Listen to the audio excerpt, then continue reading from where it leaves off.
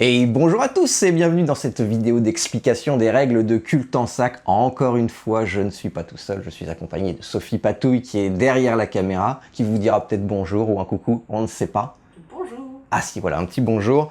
Peut-être un tentacule qui va sortir de derrière la caméra, faites attention à vous. On va donc vous expliquer les règles de Culte en Sac. Culte en Sac, c'est un jeu dans lequel vous allez jouer des chefs de culte et votre objectif, c'est d'invoquer une entité cosmique irréelle. Bon, on va essayer en tout cas de le faire. La mise en place, justement, pour commencer, vous avez des cartes rituelles, vous en avez 4, j'allais dire dans la boîte, mais plutôt dans la sac, ou le pochon, en fonction de où vous habitez sur la planète. Et donc, vous avez 4 rituels que vous pouvez faire, et celui qui est conseillé pour une première partie, c'est le rituel pour invoquer Poulpi. Donc voilà, c'est votre objectif, et vous allez devoir récolter des artefacts pendant votre partie pour pouvoir invoquer Poulpi. Donc ça, c'est la première chose à choisir. Les 3 autres sont en difficulté croissante et rajoutent des couches de règles aussi supplémentaires. Une fois que vous avez décidé du grand ancien, oups, il fallait pas le dire, que vous allez essayer d'invoquer, vous allez pouvoir choisir votre chef de culte. Également, il y en a 4 dans le jeu. Vous avez le chef de culte gris, vous avez, hop, le rose, avec en haut une valeur qui va vous indiquer qui commence à chaque tour de jeu. Vous avez le rouge, et vous avez, pour terminer, le blanc. Vous en prenez 2, on va faire ça au hasard ici, on aura blanc et rouge, on peut mettre les autres de côté, on n'en aura pas besoin. Ensuite, les cultistes, les chefs de culte, ont un cercle de cultistes qui sont dans le sac. Le sac, c'est le syndicat des apprentis cultistes. Et voilà, ils sont dans le sac, évidemment. Donc vous allez pouvoir en piocher et en prendre 3 pour commencer la partie. Ça fait votre cercle. Ici, j'ai 2 rouges et un blanc. Et ici, hop, 2 roses et un rouge. Donc on joue bien avec tous les cultistes, même si on ne joue pas avec les 4 chefs de culte. Je vous montre les jetons, voilà, avec le focus.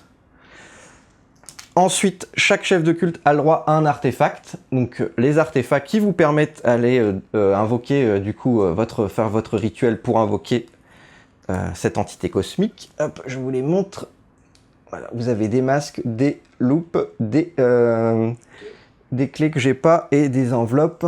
Hop, une petite clé. Je vous trouve une petite clé tout de suite. Hop. Voilà, ici, vous avez tout. Donc on en prend un au hasard, vous pouvez les mettre de côté. De l'autre côté, hop, on a un jaune chacun pour commencer, ça va être super pratique. Ensuite, on va prendre des lieux. Hop, les lieux, c'est ça qui va c'est eux qui vont vous permettre d'aller récupérer les fameux artefacts. Donc quand on pioche une carte lieu, vous êtes ici, mais vous êtes surtout ici à l'hôtel Gilman. Quand vous avez un lieu, vous avez une info en haut à droite, c'est le nombre de dés indices que vous allez lancer quand vous piochez ce lieu. Et ensuite, vous avez des effets qui sont écrits sur les côtés.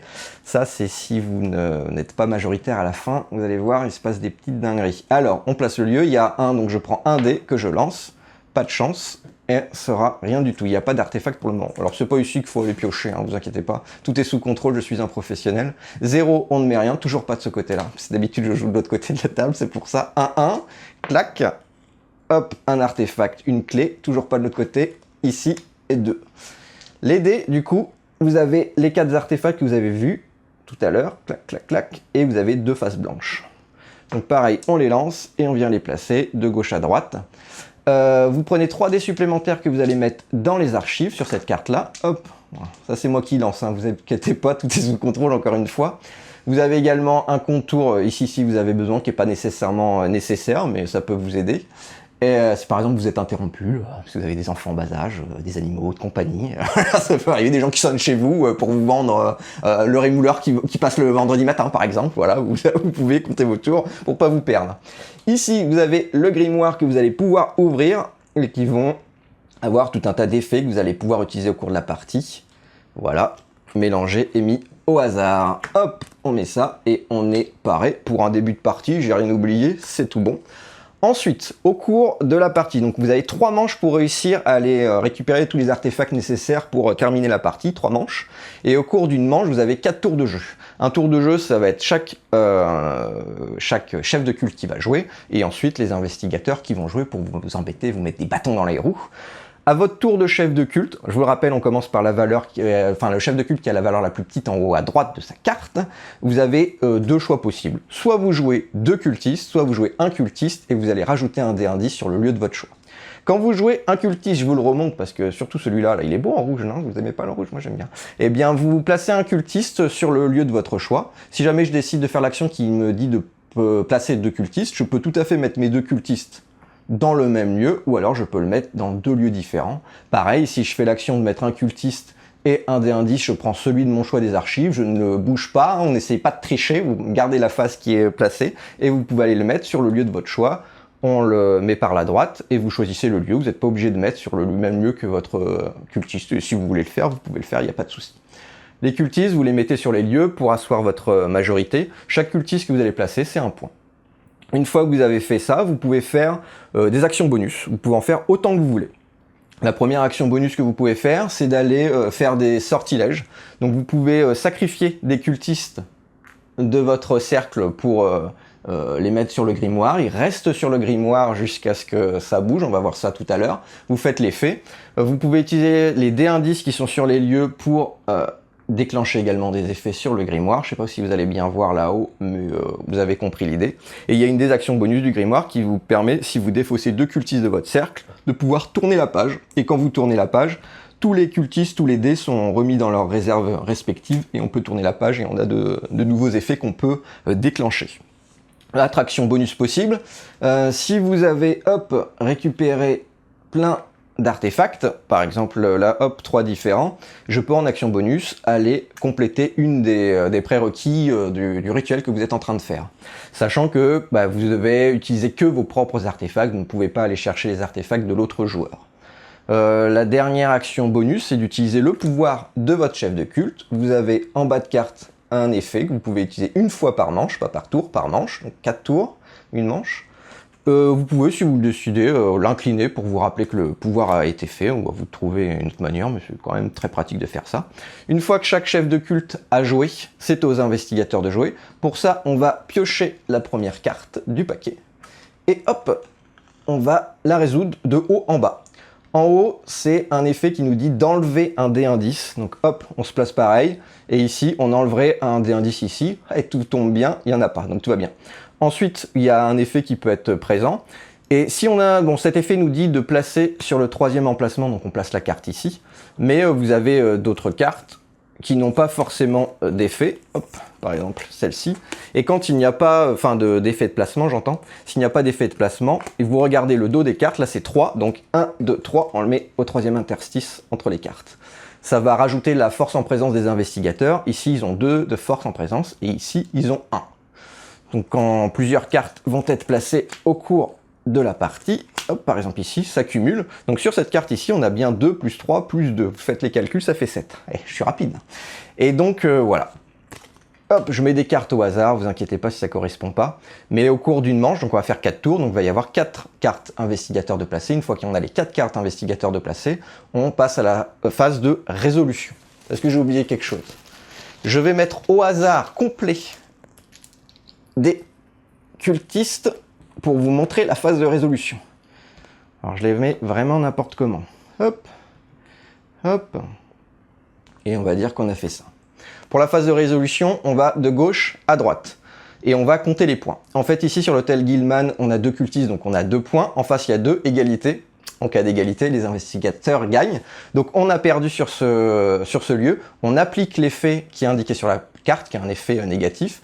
Et tous les cultistes retournent dans le sac. Vous vous souvenez ce que ça veut dire, sac, hein, j'espère. Hein. Il y a une interrogation à la fin de la vidéo. Ici, on va compter nos points, pareil, sauf qu'ici, on n'a pas 3, on a 5, parce que lorsqu'on a un trio de 3 cultistes de 3 couleurs différentes, eh bien, on a un bonus de plus 2, donc 3 plus 2, 5, on a 5 points, on gagne ici. Oh, ça tombe bien, on ne prend pas l'effet négatif de la carte, et en plus, sur cette carte-ci, en vert, vous avez, si vous gagnez, si vous remportez le lieu, vous avez un bonus, donc là, c'est plutôt cool, on applique ce bonus tout de suite. Ici, il n'y a pas de, on a gagné, mais il n'y a pas de cultiste majoritaire, donc hop, tout est défaussé. Ensuite ici on fait le calcul, on n'a que 4, alors c'est pas bon, on va en rajouter plein. Hop, imaginons qu'on a mis tout ça. Donc là on aurait 5, 6, 7, 8. En face 3, 4, 5, 6, 7, on remporte la carte. Et quand on remporte la carte, encore une fois, on ne fait pas l'effet, et surtout, on va laisser le cultiste qui est en majorité en termes de couleur. C'est-à-dire qu'ici, il y a 4 cultistes rouges, un cultiste rose et un cultiste blanc. Donc, on enlève tout et on laisse la couleur majoritaire, à savoir le rouge. Donc, on laisse un cultiste rouge. Et sur ce dernier lieu, eh ben, on a tout perdu, donc on prend l'effet négatif. Une fois qu'on a fait ça, on retourne à la première carte, et pour chaque carte, on regarde s'il reste un cultiste. S'il reste un cultiste, hop, ouais, je vais faire ça. Ici, il y a bien un rouge. Rouge va pouvoir prendre jusqu'à 3 artefacts en fonction des dés qui sont placés ici. Ici, il n'y a qu'un dé, donc je ne peux prendre qu'un artefact vert. Si on avait eu hop, plusieurs dés comme ça, eh bien j'avais le droit de prendre un artefact vert, un violet et puis un jaune. Ou une clé, un masque et une enveloppe pour les plus thématiques d'entre vous. Ici, on a gagné sur ce dernier lieu. Une fois qu'on a fait ça, hop, c'est défaussé. Ici, on a gagné. Donc c'est noir qui peut aller récupérer. Hop, c'est gris. Oui, pardon, excusez-moi, gris et noir. Vous savez, moi je vois en noir et blanc, donc de toute façon. C'est gris qui remporte. Et donc c'est gris qui peut choisir jusqu'à 3 artefacts, juste un violet. Mais on joue blanc et rouge. Pas de chance, vu qu'on joue que ces 2 couleurs, personne ne récupère les artefacts. Donc il va falloir bien se coordonner pour aller récupérer nos majorités. Une fois qu'on a terminé ça, on a la phase d'entretien, voilà, je cherchais le mot. On va défausser toutes les cartes investigateurs. On va prendre le lieu le plus à droite.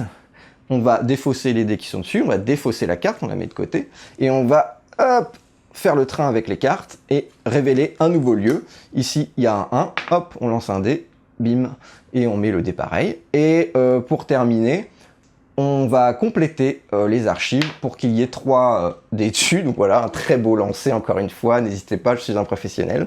Et on va pouvoir recommencer une seconde, puis une 3e manche. À l'issue de la 3e manche, s'il nous reste des artefacts, on a le droit de venir les placer, encore une fois en respectant la règle que c'est un seul joueur qui place sur une seule contrainte. Et si on a réussi, ben, le rituel a été fait avec succès, et sinon vous avez perdu la partie. Je suis pas sûr d'avoir mentionné qu'à la fin de votre tour de chef de culte, vous prenez dans votre sac et vous complétez jusqu'à 3 cultistes. Je ne sais plus si je l'ai dit, si je l'ai dit, je l'aurais dit 2 fois. Voilà, je pense avoir tout dit sur les règles. Il y a l'aide de jeu derrière le livret. Évidemment, le livret de règles, l'aide de jeu derrière. Si vous avez des questions, normalement tout est là. Tout est là, il y a tout ce qu'il faut. En tout cas, voilà, cette vidéo est faite pour vous présenter les règles du jeu. Vous avez les règles en vrai ou en PDF si vous voulez regarder. Vous pouvez aussi les télécharger sur notre site internet. Voilà, ça ne se veut pas être totalement exhaustif, même si on a fait une grande partie des informations. J'espère que ce jeu vous plaira, j'espère que cette vidéo pourra vous aider ou vous a aidé. N'hésitez pas, je sais pas ce qu'en fait, je sais pas, j'allais dire un commentaire, mais en fait, c'est pas... Mettre des pouces bleus, ça va. Ah, les pouces bleus, c'est bien, on aime bien les pouces bleus. On aime bien le bleu. Mais on préfère les pouces verts, mais n'hésitez pas à mettre des tentacules, voilà, ça sera très bien. On espère que ce jeu va vous plaire, on vous dit à très bientôt pour de nouvelles vidéos, de nouveaux jeux, de nouvelles informations ou de nouvelles choses, voilà. À bientôt.